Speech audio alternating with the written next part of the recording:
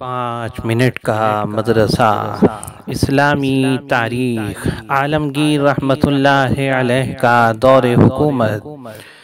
اورنگزیب عالمگیر رحمۃ اللہ علیہ خاندان تیموریہ کے سب سے زیادہ عقل مند، بہادر، منصف مزاج تھے اور حکومت و ملکی انتظام کی بھرپور صلاحیت رکھتے تھے۔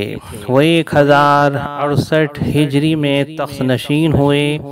اگلے سال تخت نشینی کے موقع پر لوگوں کے تمام ٹیکس معاف کر دیے اور 25 لاکھ روپے ضرورت مند لوگوں میں تقسیم کیے۔ 6,30,000 روپے کے تحفے مکہ مکرمہ اور مدینہ منورہ روانہ فرمائے۔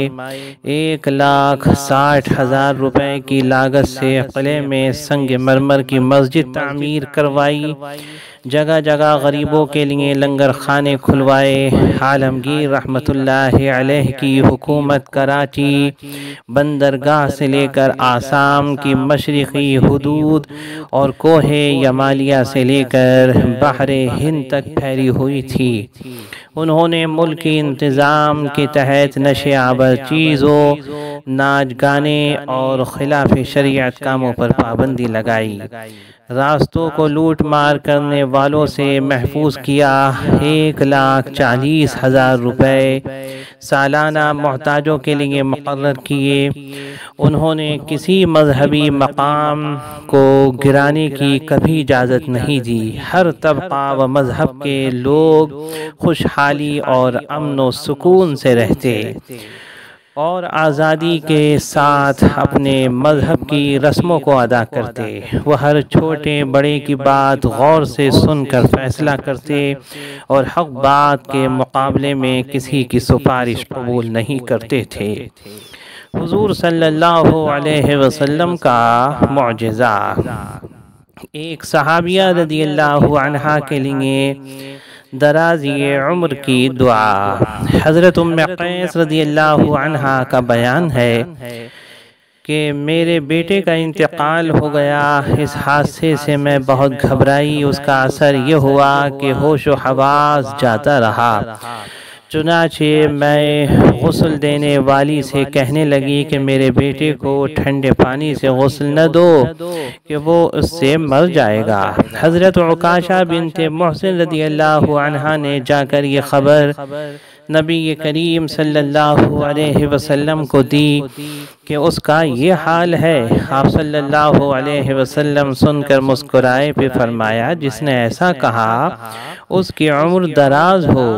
لوگوں کا بیان ہے کہ ہمارے علم میں اتنی عمر کسی اور عورت کو نہیں ملی۔ نسائی۔ ایک فرض کے بارے میں نماز کے لیے اولاد پر سختی کرنا۔ حضرت صبرہ رضی اللہ عنہ سے روایت ہے کہ رسول اللہ صلی اللہ علیہ وسلم نے فرمایا 7 سالہ بچے کو نماز سکھاؤ اور جب وہ 10 سال کا ہو جائے تو نماز چھوڑنے پر اس کو مارو۔ ترمذی۔ فائدہ: 10 سالہ بچہ اگر نماز پڑھنے کی عادت نہ ڈالے تو تربیت کے لیے اس کو ہاتھ سے مارنا واجب ہے، لکڑی سے نہیں۔ شامی۔ ایک سنت کے بارے میں 3 چیزوں سے پناہ مانگنا۔ حضرت ابو ہریرہ رضی اللہ عنہ سے روایت ہے کہ رسول اللہ صلی اللہ علیہ وسلم اکثر یہ دعا کیا کرتے تھے: اللہم انی اعوذ بک من الشقاق والنفاق وسوء الاخلاق۔ ترجمہ: اے اللہ، میں آپس کے اختلاف، نفاق اور برے اخلاق سے تیری پناہ چاہتا ہوں۔ ابو داؤد۔ ایک اہم عمل کی فضیلت: بازار جاتے وقت دعا پڑھنا۔ حضرت عمر بن خطاب رضی اللہ عنہ سے روایت ہے کہ رسول اللہ صلی اللہ علیہ وسلم نے فرمایا جو شخص بازار میں داخل ہوتے وقت یہ پڑھے: لا الہ الا اللہ وحدہ لا شریک لہ، لہ الملک و لہ الحمد یحیی و یمیت وہو حی لا یموت بیدہ الخیر وہو علی کل شیء قدیر۔ تو اللہ تعالیٰ اس کے لیے 10 لاکھ نیکیاں لکھ دیتا ہے اور 10 لاکھ گناہ ختم کرتا ہے اور 10 لاکھ درجات بلند فرماتا ہے۔ ترمذی۔ ایک گناہ کے بارے میں خرید و فروخت میں شرط لگانا۔ نبی کریم صلی اللہ علیہ وسلم نے کسی شرط کے ساتھ خریدنے بیچنے سے منع فرمایا۔ طبرانی اوسط۔ فائدہ: مثلا کوئی شخص اپنا سامان اس شرط کے ساتھ بیچے کہ میں 10 دن استعمال کروں گا، یہ شرط لگانا جائز نہیں ہے۔ دنیا کے بارے میں محبوب بندے پر دنیا کی تنگی۔ حضرت انس رضی اللہ عنہ سے روایت ہے کہ رسول اللہ صلی اللہ علیہ وسلم نے فرمایا، جب اللہ تعالیٰ کسی سے محبت کرتا ہے تو تمام دنیاوی امور کا دروازہ اس کے لیے بند کر دیتا ہے اور آخرت کے امور کا دروازہ یعنی اس کے لیے عمل کی راہیں کھول دیتا ہے۔ کنز العمال۔ آخرت کے بارے میں سب سے پہلے کس کی قبر کھلے گی؟ حضرت ابن عمر رضی اللہ عنہما سے روایت ہے کہ رسول اللہ صلی اللہ علیہ وسلم نے ارشاد فرمایا، میں سب سے پہلا شخص ہوں قیامت کے دن جس کی قبر کھلے گی، پھر ابو بکر کی، پھر عمر کی، پھر میں بقیع والوں کے پاس آؤں گا، وہ میرے ساتھ جمع ہوں گے، پھر میں اہل مکہ کا انتظار کروں گا حتیٰ کہ میں اہل حرمین کے درمیان اٹھایا جاؤں گا۔ ترمذی۔ طب نبوی سے علاج۔ دودھ کے ساتھ کھجور کھانا۔ حضرت ابو خالد فرماتے ہیں کہ میں ایک شخص کے پاس آیا، وہ دودھ کے ساتھ کھجور کھا رہا تھا۔ انہوں نے مجھ سے کہا کہ آئیے، کیونکہ حضور صلی اللہ علیہ وسلم نے ان دونوں کو سب سے عمدہ چیز فرمایا ہے۔ مسند احمد۔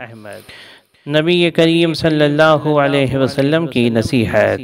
حضرت ابو ذر رضی اللہ عنہ بیان فرماتے ہیں کہ مجھے میرے خلیل رسول اللہ صلی اللہ علیہ وسلم نے 7 چیزوں کی نصیحت فرمائی۔ نمبر 1، غریب اور مسکین کے قریب رہنا اور ان سے محبت کرنا۔ نمبر 2، مال و دولت میں اپنے سے کم تر کی طرف دیکھنا، نہ کہ اپنے سے زیادہ مالدار کی طرف۔ نمبر 3، صلہ رحمی کرنا اگرچہ وہ منہ موڑے۔ نمبر 4، کسی سے کسی چیز کا سوال نہ کرنا۔ نمبر 5، حق بات کہنا اگرچہ سامنے والے کو کڑوی معلوم ہو۔